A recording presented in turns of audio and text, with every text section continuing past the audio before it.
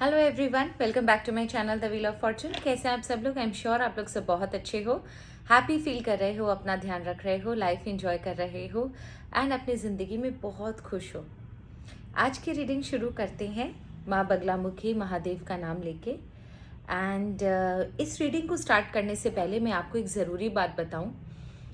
I don't know आप लोग कितना इस बात से अवेयर हैं कि हर एक घर पर अपने कुल देवता और कुल देवी होते हैं, या कुल देवता होते हैं, कुल देवी होते हैं। लेकिन इसके बाद अगर किसी की सबसे ज़्यादा इम्पोर्टेंट जगह है तो वो है आपके एंसेस्टर्स, आपके पितर, जो आपके कुल के होने की वजह से, आपके ब्लड लाइन होने की वजह से, आपके फैमिली मेंबर होने की वजह से इस दुनिया से जाने के बाद भी आपकी मदद करते हैं। किसी घर में कुल देवता, बहुत बार ऐसा होता है कि कुछ लोगों को अपने कुल देवता या कुल देवी नहीं पता, लेकिन अगर आपके घर पर आपके एंसेस्टर्स आपसे हैप्पी हैं, अगर आपके पूर्वज दिवंगत जो इस दुनिया में नहीं है, चले गए हैं, लेकिन वो अगर आपसे हैप्पी हैं, आपकी रक्षा इतनी भयंकर रूप से होती है कि आप सोच भी नहीं सकते। जिस घर में भी पितर अगर आपसे हैप्पी हैं, जिस घर में भी आपके पूर्वज आपसे प्रसन्न हैं, समझो आपकी आधी मुसीबत तो वहीं टल गई। आपके ऊपर आने वाली कोई भी विपदा हो, टेंशन हो, प्रॉब्लम हो, आपके पितर आपको पहले से ही बता देते हैं, साथ ही साथ आपकी रक्षा भी करते हैं। आप पर आने वाली कोई भी विपत्ति हो उसका सामना वो स्वयं करते हैं। पितर वो शक्ति है, अगर आप एंसेस्टर्स वो शक्ति है, अगर ये प्रसन्न हो गए तो आपके घर से आधी से ज़्यादा तकलीफ़ें तो छूमंतर है। आपके घर पर कोई जादू टोना तंत्र मंत्र, कोई भी तंत्र क्रिया पर क्रिया असर नहीं करती है। लेकिन ये पितृ जो है आपको इंफॉर्मेशन भी देते हैं, सिग्नल्स भी देते हैं, पर कई बार लोगों को वो चीज़ें समझ में नहीं आती हैं। साथ ही साथ हम जाने अनजाने कभी कभी इनकी अवहेलना भी कर देते हैं, इनका अपमान भी कर देते हैं, पितृदोष भी लग जाता है, जिसकी वजह से हमें लाइफ में अनेक प्रकार की मुसीबतों को झेलना पड़ता है। आप बहुत बार देखोगे जिनके लाइफ में पितृदोष है, उनके लाइफ में कुछ ना कुछ प्रॉब्लम्स, एक्सीडेंट्स हो, चाहे डिजीजेज हो, heart related, money related issues, घर में सब कुछ है लेकिन फिर भी हैप्पीनेस नहीं है, लाइफ में, पर्सनल लाइफ में बहुत ज़्यादा डिससेटिस्फैक्शन, तो ये सब चीज़ें होती हैं। आज की रीडिंग जो है, मैं इसलिए बता रही थी आपको कि आज की रीडिंग जो है वो आपके एंसेस्टर्स की है। अगर आपके एंसेस्टर्स आपसे कुछ कह रहे हैं तो वो बातें सुन लीजिए, जान लीजिए, मान लीजिए, इसी में आपकी भलाई है, इसी में आपका हैप्पीनेस छुपा है, आपकी खुशियां छुपी है। उनकी बातों को नज़रअंदाज नहीं करना चाहिए, क्योंकि वो देवलोक से आए हैं, पितृलोक से आए हैं, और उन्हें वो पता है जो आपको नहीं पता। एंड जस्ट बिकॉज आप उनके सक्सेसर हो, आप उनके वंशज हो, उनके बच्चे हो, इसीलिए वो आपके लिए एक अलग से सॉफ्ट कॉर्नर रखते हैं कि मेरा वंश का कोई इंसान कभी भी तकलीफ ना पाए। तो आज की रीडिंग जो है वो पितरों की ही है, एंसेस्टर्स की ही है। देखते हैं कि आपके एंसेस्टर्स आपसे क्या कहना चाहते हैं। क्या वो कोई वार्निंग दे रहे हैं, या कोई आने वाली घटना के बारे में बता रहे हैं, किसी चीज से आपको आगाह करना चाहते हैं, या कोई ब्लेसिंग्स दे रहे हैं आपको। मुझे नहीं पता निकल के क्या आएगा, लेकिन जो भी निकल के आएगा एटलीस्ट आपके लिए हेल्पफुल होगा। जो रीडिंग्स शुरू करते हैं, जितने भी पितृ हैं उन सबको मेरा प्रणाम, माँ बगलामुखी महादेव को मेरा प्रणाम। आपके आशीर्वाद से ये रीडिंग शुरू करते हैं। इस रीडिंग से मेरे सारे सब्सक्राइबर्स को, जितने भी व्यूवर्स ये वीडियो देख रहे हैं, उन सब की ज़िंदगी आसान करना, सबको खुशी प्रदान करना, किसी की ज़िंदगी में कोई इशू ना आए।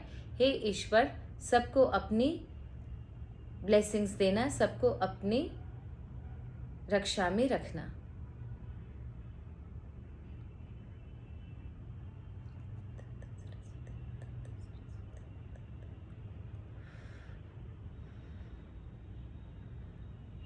Now let's start. ईश्वर मुझे बताएं कि मेरे व्यूअर्स के एंसेस्टर्स उनसे क्या बताना चाहते हैं, जो मेरे व्यूअर्स को सुनना बहुत ज़रूरी है, जो मेरे व्यूअर्स को सुनना बहुत ज़रूरी है। हे ईश्वर, मेरे व्यूअर्स को उनके एंसेस्टर्स क्या बताना चाहते हैं, जो उन्हें सुनना बहुत ज़रूरी है।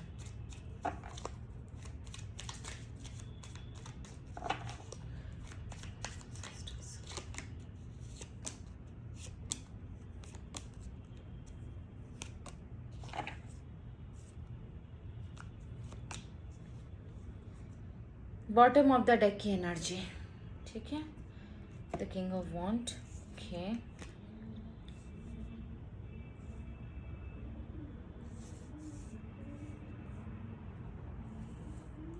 आपकी फैमिली लाइफ में कुछ प्रॉब्लम चल रही है, ठीक है। आपकी पर्सनल लाइफ में कुछ इश्यूज चल रहे हैं। आपको समझ में नहीं आ रहा कि घर की हैप्पीनेस गई तो गई कहाँ। कुछ ना कुछ एक ऐसे इशू चल रहे हैं जो पहले नहीं था। पहले आपकी ज़िंदगी में खुशियाँ थी, लेकिन अब आपकी ज़िंदगी में कुछ ऐसे इशू आ गए हैं कि आपको खुद को नहीं समझ में आ रहा कि अचानक से हो क्या रहा है, ठीक है।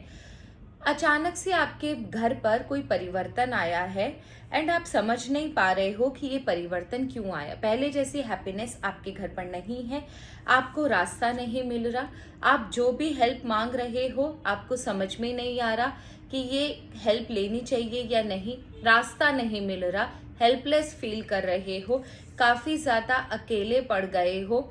आपकी ज़िंदगी में ऐसा लग रहा है कि कोई नाइंसाफ़ी हो रही है आपके साथ। आपके मन में ये चीज़ें आ रही है कि आपके साथ कोई नाइंसाफ़ी कर रहा है।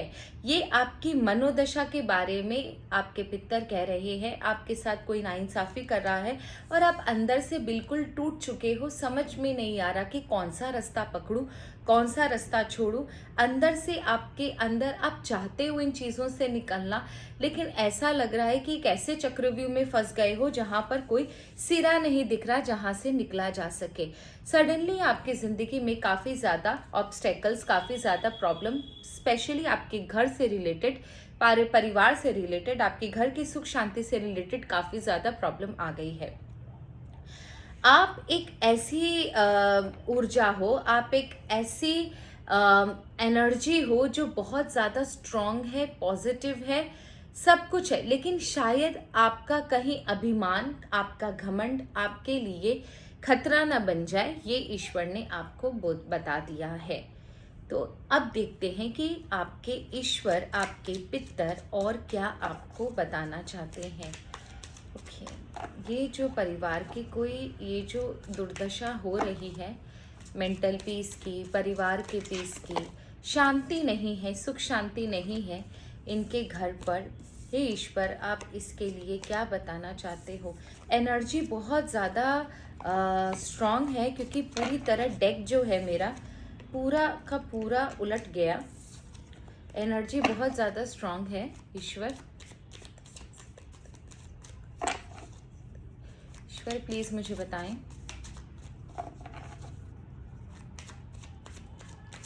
हे ईश्वर मुझे बताएं। हे ईश्वर प्लीज़ मुझे बताएं, ये जो परिवार में जो अजीब सी अशांति है वो किस वजह से है। इनके परिवार में जो अजीब सी अशांति है, जो अचानक से परिवर्तन आया है, वो किस वजह से आया है। क्या आप हमें थोड़ा सा और डिटेल में बता सकते हैं? क्या आप हमें थोड़ा सा और डिटेल में बता सकते हैं? क्या आप हमें थोड़ा सा और डिटेल में बता सकते हैं?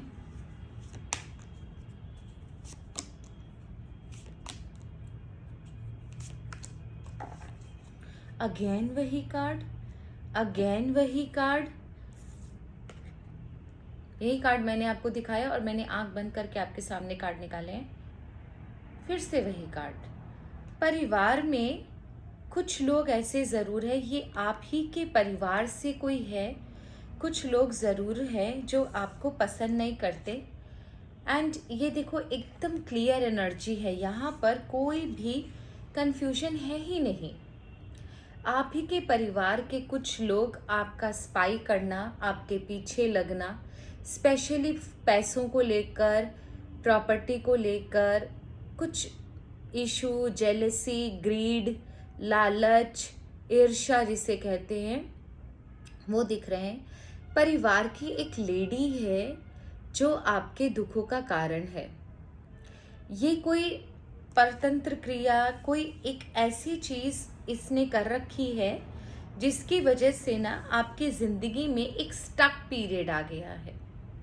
आपको समझ में नहीं आ रहा कि आपको करना चाहिए या नहीं, किधर जाना चाहिए या उधर जाना चाहिए। एक अजीब सा रुकावट है, स्टक है, एकदम ज़िंदगी आगे नहीं बढ़ रही है किसी भी रीज़न से। बहुत ट्राई कर लिया, सब कुछ कर लिया, बट समझ में नहीं आ रहा है कि एक्चुअल में सोर्स ऑफ प्रॉब्लम है क्या, और चीज़ें आगे नहीं बढ़ रही हैं। अचानक से ज़िंदगी की गाड़ी रुक सी गई है।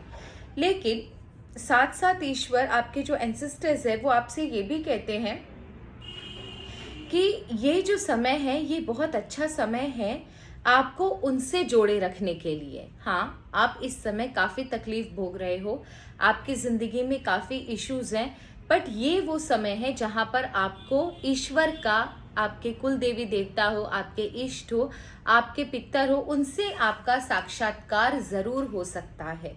एक पॉजिटिव कार्ड आपके इस रीडिंग में बहुत अच्छी तरीके से आया है कि आपका ये जो समय है, इस समय आपकी ज़िंदगी में इनसे साक्षात्कार हो सकता है। अगर आप तहे दिल से, मन से इनको अगर याद करते हो, इनकी रक्षा मांगते हो, आप देखोगे कि आपकी ज़िंदगी में बहुत स्ट्रांगली ये इफ़ेक्ट आएगा, आपको रास्ते मिलेंगे, आपकी ज़िंदगी से प्रॉब्लम सॉल्व होगी, और कोई ना कोई आप देखोगे पितृ या आपके एंसेस्टर्स आपसे कम्युनिकेट ज़रूर करेंगे। अब देखो, कम्युनिकेशन करने का हर एक देवता का अलग वो होता है। जैसे मेरे घर में जो पितर है, मेरे जो दादाजी हैं, वो मुझे सपने में दिखाते हैं, कभी उनकी आवाज़ सुनती है, तो यहाँ पर अलग अलग तरीका होता है, लेकिन वो आपसे कम्युनिकेट ज़रूर करेंगे। At this time, at this point of time, आपके जो पितृ है वो आपसे कह रहे हैं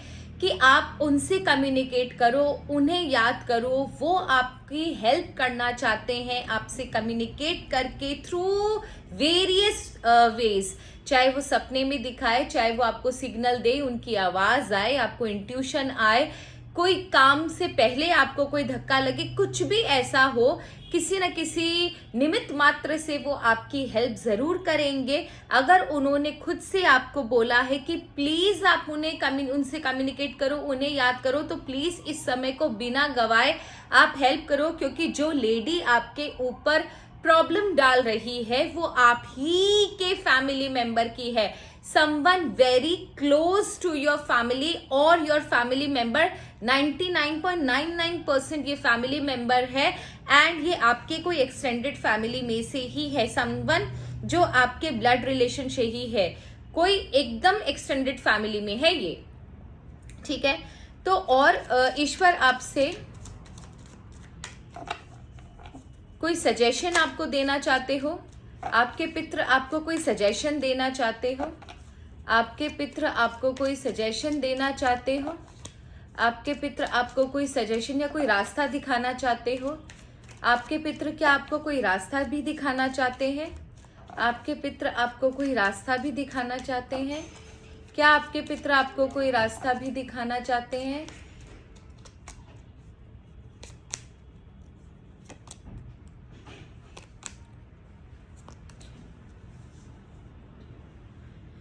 आपके पितृ आपसे कहना चाहते हैं कि थोड़ा सा ना अपने आप से बाहर निकलिए, ठीक है। हर चीज राम भरोसे छोड़कर नहीं होगी।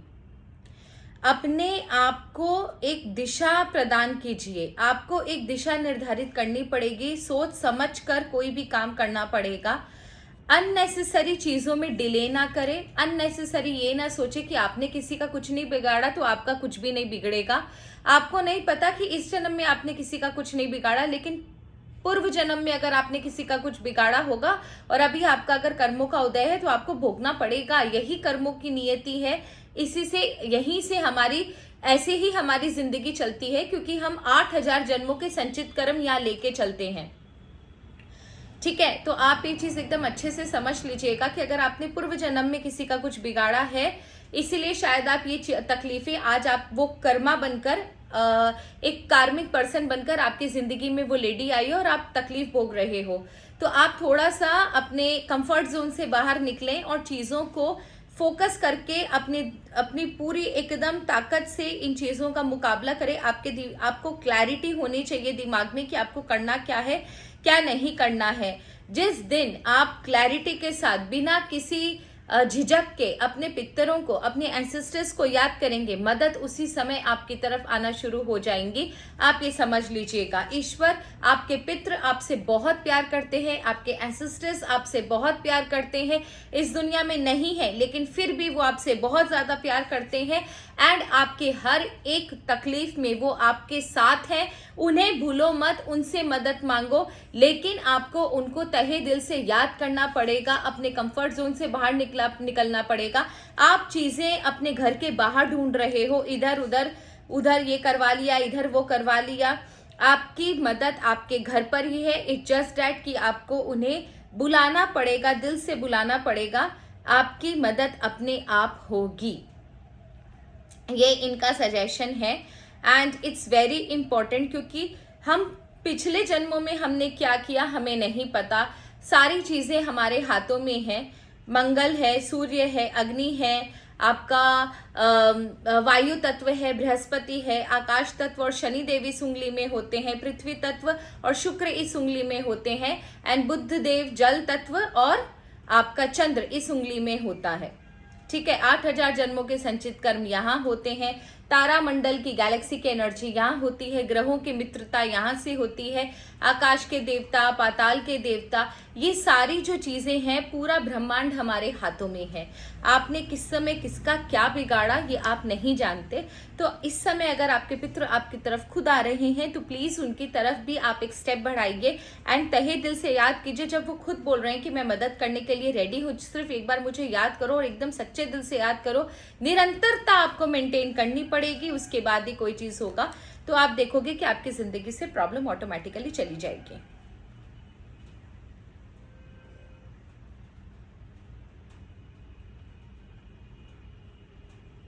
ओके, तो ईश्वर से सिर्फ इतना पूछ लेते हैं कि अभी के लिए at present particularly at present आपके लिए क्या गाइडेंस है। सजेशन उन्होंने दे दिया, एट प्रेजेंट पर्टिकुलरली अभी के लिए आपको फर्स्ट स्टेप क्या करना चाहिए, पहला कदम कहाँ से शुरू करें।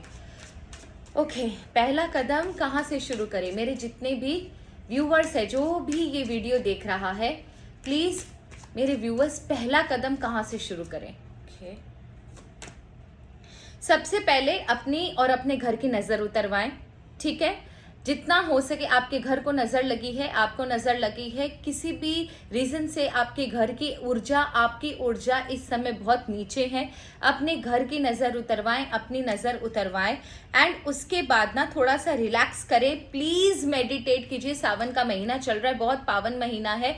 इसी समय ये कार्य शुरू कीजिए एंड यूनिवर्स जो है आपकी मदद करने के लिए रेडी है। जितने भी चैलेंजेस आपने भोगे हैं, इसके लिए अब आप उन चीज़ों की समाप्ति होगी। उसके बाद आप देखोगे, ये नज़र उतरवाने के बाद अपने आप की ऊर्जा बैलेंस कीजिए, अपने घर की ऊर्जा बैलेंस कीजिए और उसके बाद आप देखोगे कि रास्ता ऑटोमेटिकली ईश्वर आपको दिखा रहे हैं, क्योंकि जितना आप भोगना था आप भोग चुके हो। नाउ अब आपको सॉल्यूशन का समय है, तो ईश्वर आपको खुद ही सॉल्यूशन देंगे। लेकिन उसके पहले सबसे पहला स्टेप है अपने घर की शुद्धि, अपने आत्मा की शुद्धि और अपनी ऊर्जा की शुद्धि आपको करनी है।